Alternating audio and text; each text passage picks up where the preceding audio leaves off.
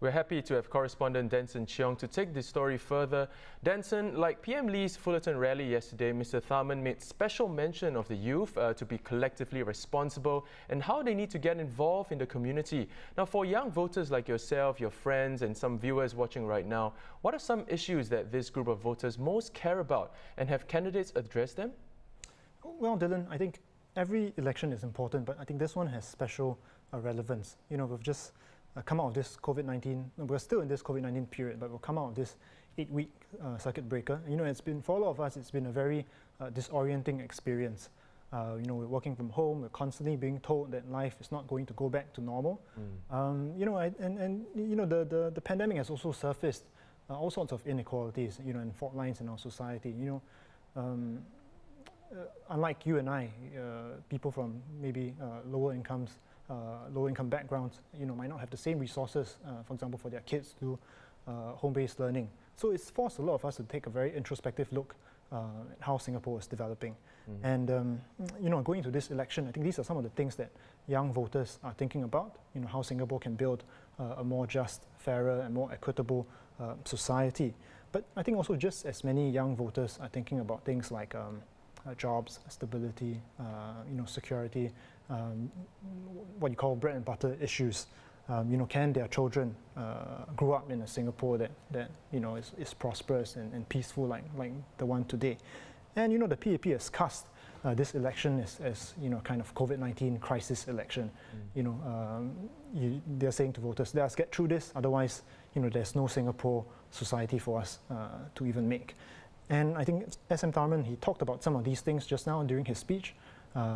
He talked about how, for example, avoiding a surge in unemployment was the government's #1 priority. And also other things like building a more inclusive society. On the other hand, you know, opposition parties, for example, the WP, have also put forward their proposals, you know, like a redundancy insurance, you know, reducing class sizes, and so on. So I think parties have recognized that these are some of the desires of voters, and they're sort of responding in step. Yeah. Well, then, so let's move on to another group of voters, the moderate voters. About 40% of Singapore's electorate are middle ground voters. Broadly speaking, though, what are the demographics of the moderate voter, and what factors usually determine who they vote for? Well, we always know, or sort of estimate that there are 30% of people who are quite staunch PAP supporters. And then on the other side, you have another 30% that are, you know, very pro-opposition. So it's the middle, this 40%, that I think parties are trying to woo and to attract.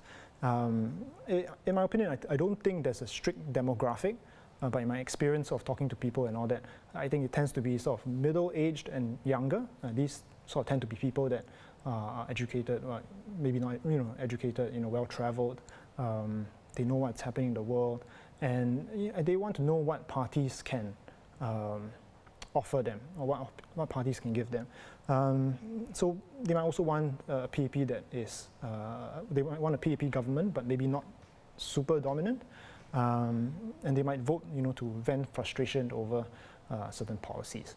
For example, you know, if we look at the general election in 2011, there was a lot of resentment and frustration over things like housing, transport, immigration, and the election, the Workers' Party won alternate GRC from the PAP.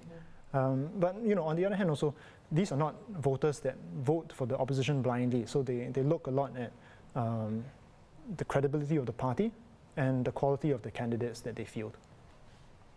Now, Danson, less than 2 days of hustings left. What do you think about the strategies of the various parties, you know, in reaching out to these on-the-fence voters?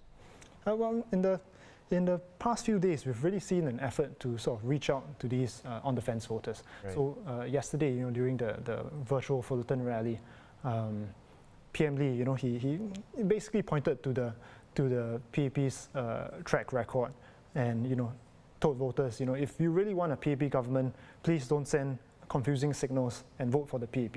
You know, basically what he was saying is that, you know, this party has delivered and has, you know, brought Singapore to this stage, so continue to support them.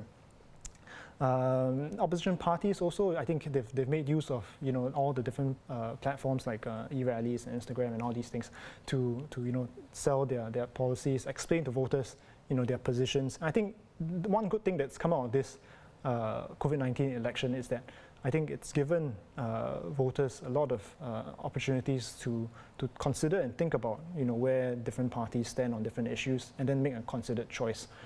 As for whether or not this will swing voters, I think we have to wait until polling day to find out. But like you said, it's the last 2 days of the hustings, and as for me, I'll personally be watching very closely where senior party leaders go today and tomorrow, because I think that tells me where some of the toughest battles are going to be and where they think they can still influence these swing voters. Wow, okay. Well, you've just heard our correspondent at the Straits Times, Danson Cheong. Danson, thank you so much for coming on the show.